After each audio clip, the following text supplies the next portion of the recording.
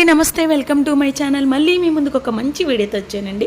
మొన్న చికెన్ హలీం అయితే ట్రై చేశాను కదా, ఈసారి అయితే మటన్ హలీం అయితే ట్రై చేసామండి. టేస్ట్ అయితే చాలా బాగుంది. దీని ప్రైస్ వచ్చి 300.